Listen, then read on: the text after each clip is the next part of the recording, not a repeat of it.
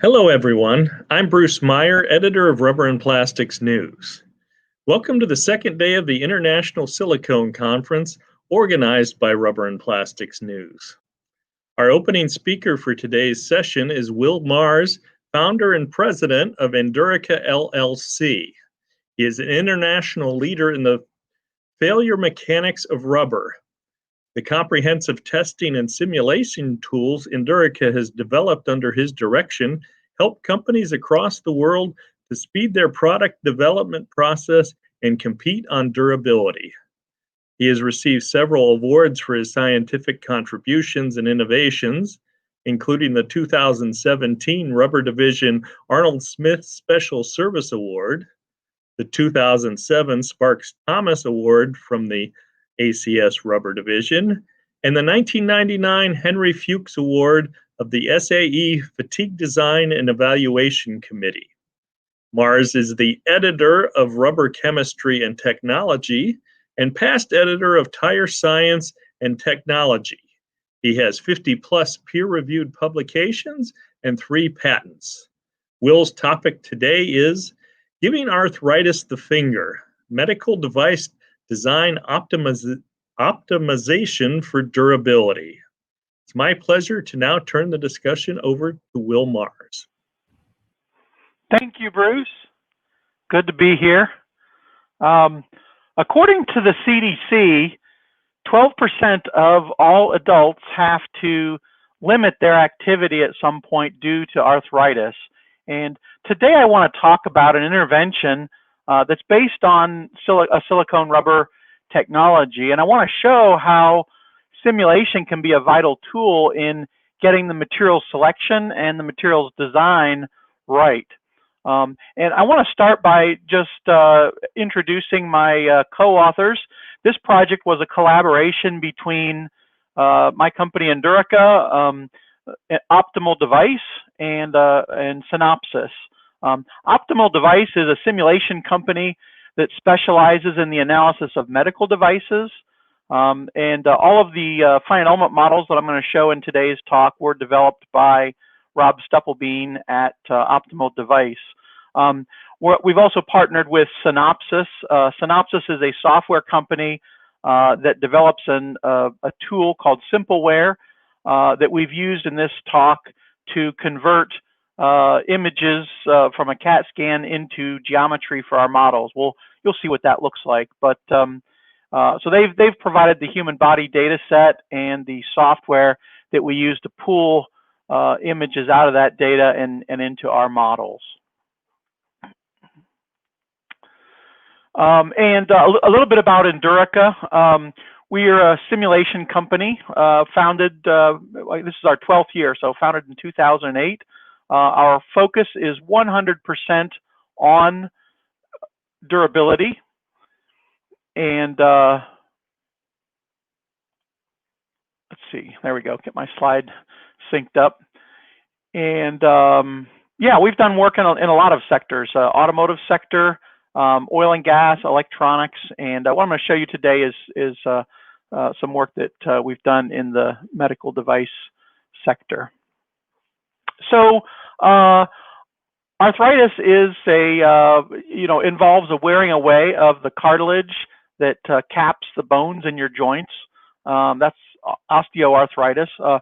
Rheumatoid arthritis is there's a membrane that protects and lubricates joints, and that becomes inflamed and can cause joint pain and swelling, followed maybe by erosion of the joint. And one of the common interventions is to replace the cartilage with a silicone rubber device. So this is an image of the bones in your hand. There's 27 different bones here. And in a typical hand, you can see that so there's a lot of different joints that potentially could go wrong. So when we're designing this medical device, it's not a one-size-fits-all kind of thing. It's really in some ways a custom. There's a number of different sizes that you need to develop, and so this is part of the way that simulation can become a helpful tool in allowing us to scale up and scale down the size of these and ensure that we get durability right for each possible size of joint.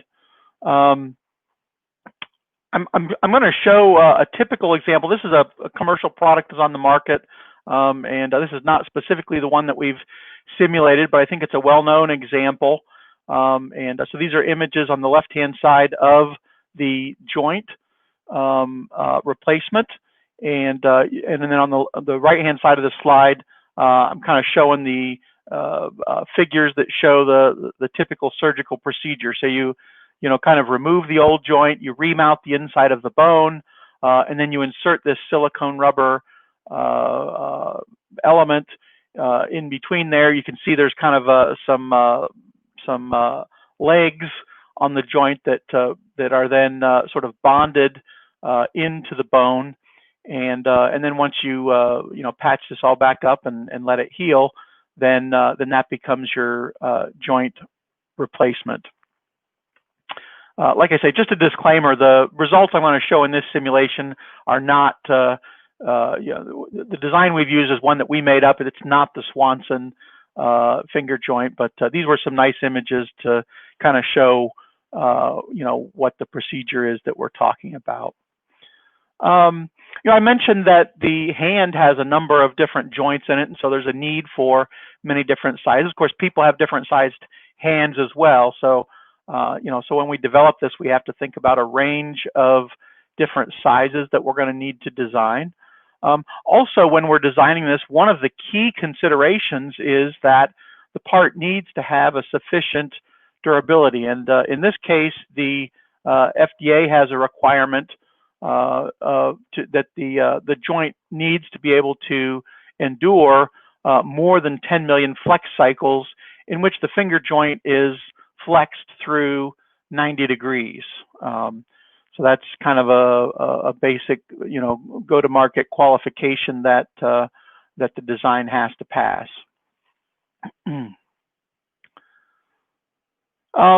Now, in the workflow that I'm going to show you, of course, we need to start with actual measurements on a hand. This could come from a number of places. If you're, doing this as a custom medicine, you could probably take a CAT scan of somebody's hands. In this case, we've just used data from the Visible Korean project. It's a publicly accessible data source, and you can get the whole images of the whole body in 3D. So that's what we've used here. We've used the SimpleWare software to pull out a model of the hand. So what you're looking at on the left here, those are a series of CAT scan images that are stacked up into a 3D set of they're called voxels, right? So each sort of pixel in the image or voxel in the image has a grayscale value that represents the density of whatever material happens to be there. And this is a way that we can differentiate between flesh and bones. Right, because we need, in order to develop the simulation, we're going to need geometry for the part. So we need to get the geometry of the bones. So that's what we're doing here. And now the SimpleWare software allows you to sort of automatically separate regions that have different density, and then to identify sort of topologically different regions. So in this case, we've and then it converts the data from voxel basis over to a triangulated mesh that we can import into our simulation software.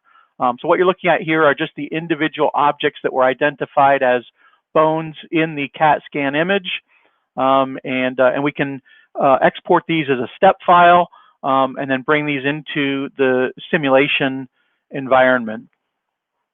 So here's a look at those bones after they've been imported into CATIA, which is a Dassault Systèmes product. And in this case, since we're looking at a joint replacement, we really only need to look at 2 of these bones. So we've, you can see on the right-hand side of the slide, I have highlighted the sort of the middle bone and the bone on the back of your hand, so those are the bones that we're going to be working with in setting up this model. Now we need to set up the boundary conditions and the load and displacement inputs as a next step. And we also need to define, once we've got the bones defined, we also need to define the shape of the implant. And in this case, the blue component in these images is kind of our implant that we've designed. I say ours. Optimal Device has designed this component, so in working in the CAD with the models, we've sort of drilled some holes into the bones where we can put the legs of this device, and we've sort of trimmed away a little bit of the bone where the surgeon would trim away the bone, and then what's left is the space where we can put in this newly designed component.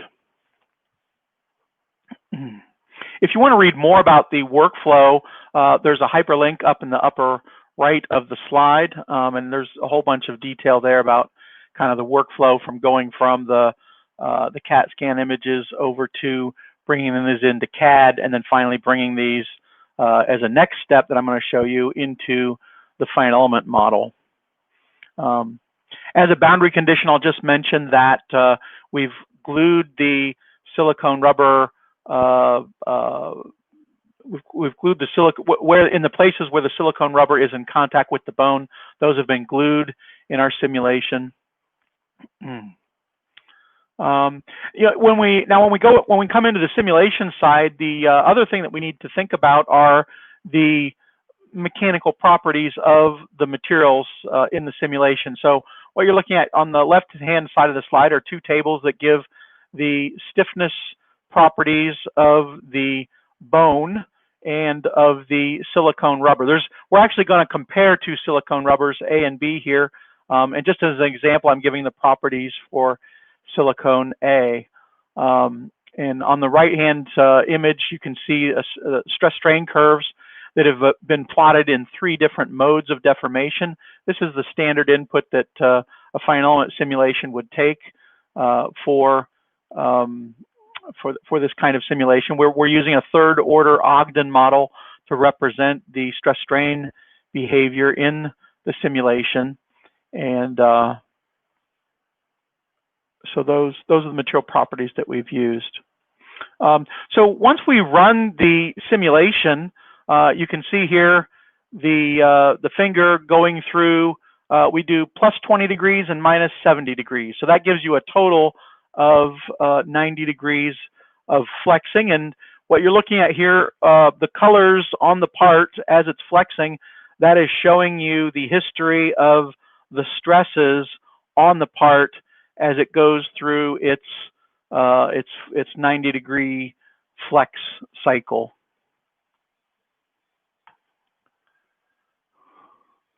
I mentioned before we had to define the stress strain properties. Now, as we take the fine element results and bring them into the Endurica software, in order to calculate durability, we also need to know some things about the fatigue properties of the silicone rubbers. And in this case, we're comparing 2 rubbers that have material properties that were published in a paper by Leslie and co-workers in 2008. And you can see the information that we're collecting here. It's there's 2 experiments that we do as part of our characterization. On the left-hand side, what you're looking at is measurements of the rate of crack growth as a function of the driving force on the crack. This is an experiment that we offer as a service. There's instruments you can buy in your lab as well that will do these experiments for you. But we have two different rubbers here. You can see, or two different silicones, and you can see that they have quite a bit different slope. One has a much shallower slope, and one has a steeper slope. The silicone A is the one with the shallow slope. Silicone B has the steeper slope. Now, the other experiment that we do, other than crack growth, we also do fatigue to failure experiments, right? We take simple tension strips, we cycle them to failure, and we construct a strain life curve. And for both silicone A and silicone B, I've plotted those fatigue curves on the right-hand side of the slide. So the blue curve is for the A silicone, and the red curve is for the B silicone.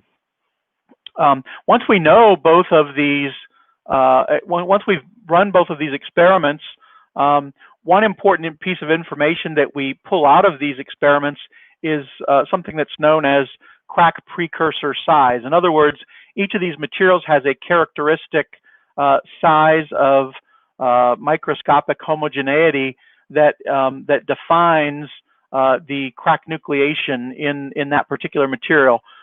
So for silicone A, we see that we end up with a crack precursor size of about 27 microns. Right, that's the flaw size parameter in the table.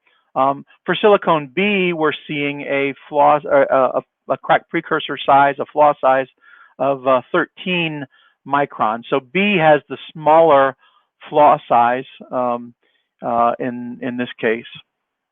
So that's what we need to know about the material in order to run the durability simulation. Once we've set up these material properties, as an initial verification, we can do a calculation with the Endurica CL software to give us a map that shows how does the fatigue life depend on mean strain and strain amplitude. So in these plots, silicone A is on the left, silicone B is on the right. And in each plot, the x-axis is the mean strain. The y-axis is the strain amplitude. The colors in each of these plots represent the number of cycles until the appearance of a crack. Where you see red contours, it means that those combinations of mean strain and strain amplitude give you a very short life. Where you see blue, then those combinations of mean strain and strain amplitude will give you a very long life, right? Dark blue is basically infinite life. You also see some numbers plotted in there. Those numbers, so where you see a 3 or a 4, for example, those are the base 10 log of the fatigue life. So if you see 3, that means 1,000 cycles. If you see a 4, that's 10,000 cycles of fatigue life. Just looking at these plots, you can see that silicone A silicone A has endurance, silicone A is a stronger material. It has a higher strain to break, and it will have it'll have a finite number of cycles at relatively large mean strains or strain amplitudes compared to silicone B, which has a smaller overall envelope. So silicone A is the stronger material. On the other hand, if you look at silicone B, if you look at the size of the region of the blue domain, right, the long life domain, the envelope of the blue contour is larger than it is for the A material. So there's a bit of a trade-off. If you need that extra strength because you have very large loads, then silicone A might be the better choice. If you can keep the strain small enough and stay within that blue region, then silicone B will be the better choice. And of course, the purpose of the fatigue simulation is to figure out where exactly we are in these spaces. So here's the duty cycle. Again, on the part, we're just cycling between up 20 degrees, down 70 degrees to get a 90-degree flex cycle. Now, how do we do the fatigue analysis? The Endurica CL fatigue solver uses a technology or a procedure called critical plane analysis. And the basic idea of critical plane analysis is that every point within the rubber part potentially can have a crack.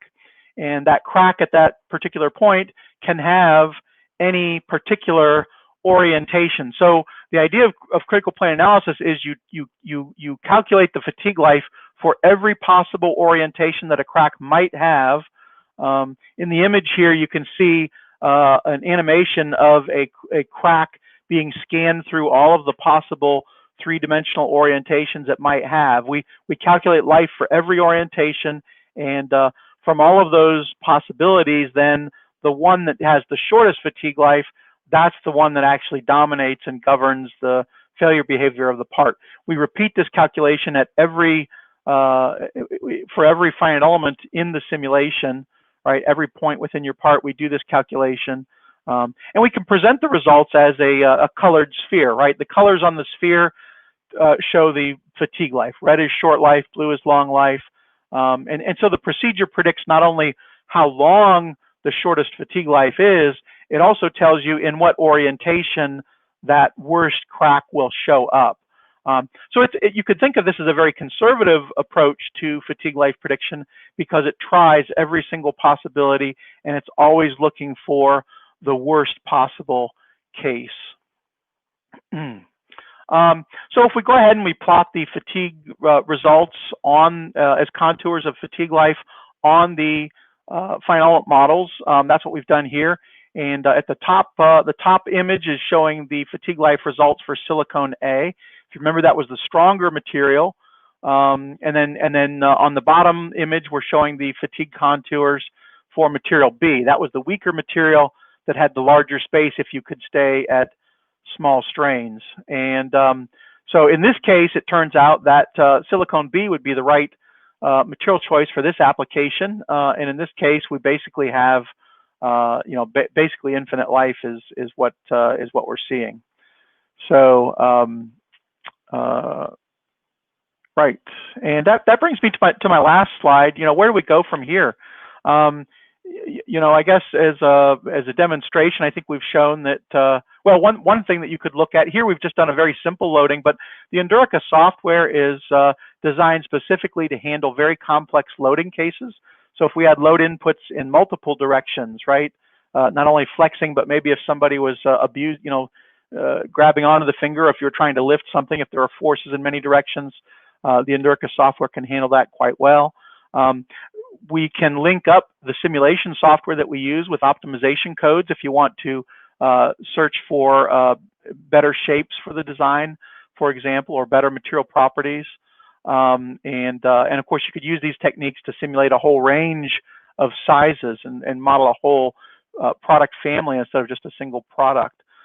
Also, we've just announced recently that the Endurica code has a new feature for modeling aging effects. And so if your material properties evolve with time, that's a feature that we can now incorporate in these simulations as well. So I'll go ahead and stop there and open the floor up for any questions. Yeah, that was very interesting, Will. I've got just a few questions for you. First, does the FDA accept simulation methods for qualifying medical device durability?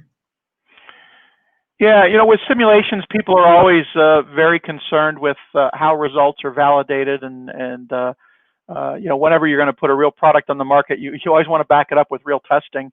And of course, durability testing is like the most expensive testing we do. But the FDA, in fact, does have a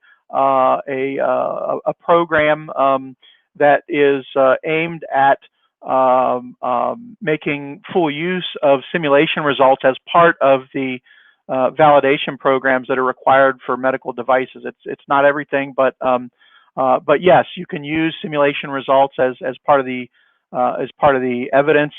If you want to read more about it, if you just go search on the web and look for in silico, right? You've heard the term in vivo for parts that live inside your body, but there's a whole. In fact, they've got there's a director. Her name is Tina Morrison, who has really made great sort of strides in helping negotiate the use of virtual methods for medical device validation. Good question. All right. This one you may have touched on a little bit at the end, but the case in your talk was pretty simple, just flexing finger back and forth. What if you have more complex loading, say load inputs from several directions, or more complicated motions than just kind of flicking your finger back and forth? Right. So yeah, that's the key use case for the Endurica CL solver. We also have we can also deal with variable amplitude loading. So if you have in the automotive sector, for example, we go out to the track, we'll make recordings of the loads that go into a part, and in 3 channels, X, Y, and Z, and the simulations can take that load data from the field. If you wanted to go out and record a day of somebody moving their hand around, we would be able to take that kind of information into the simulation, and we've got the tools that would let you calculate durability for not just a simplified, this was a very simplified use case, but if you wanted to look at actual in-service use, that is something that is very much doable today. Yeah, thank you. All right. And one last question. Just how much engineering effort was behind building and executing these simulations? Yeah, that's another great question. For the imaging data, that was kind of already there. Building the finite element models, doing the finite element models was probably the bulk of the work, and that probably took us, I'm going to say, a week of a solid week of man time with a license of Abacus to set the models up and get them solving properly and everything. And then once we've got the Abacus, the finite element model results, bringing them into Endurica, that's probably another half a week of simulation work to set up the right material properties and set up the durability simulation. So all in all, less than 2 weeks of effort to set, and I should say that's 2 weeks of effort to set up the first one. Once you've set up the simulation, if you want to make variations of that simulation to change out a material property and rerun a simulation, you can do that in a matter of half an hour or an hour. In fact, we have done studies, not for medical devices, but for other components. We've done some studies where we set up a matrix of different design parameters, right? Different thicknesses, different shapes. And we did one study where we were able to look at a matrix of 800 different designs in a week using these technologies. So very powerful ways to explore the design space very completely and make sure that when you do, you still have to do the test, but the durability test to prove your thing. But like I say, that's an expensive test and it's a time-consuming test, and you're not going to do that test 800 times. So you want to go into that test, you want to get it right the first time, and that's what these tools allow you to do. All right, Will, I want to thank you for joining us and thank you for your presentation. I'd also like to thank our audience for attending this session of the International Silicone Conference, along with our sponsors for supporting the conference. If you want to revisit this session or any others from the conference, they will be available on the Rubber and Plastics News website at rubbernews.com once the event is completed. Don't forget that you can connect with your colleagues here through the virtual networking program, which can be found on the left-hand side of your screen. Simply click on the Meet icon to start connecting with your fellow attendees. I would like to thank you again for joining us, and I hope you enjoy the rest of the International Silicone Conference.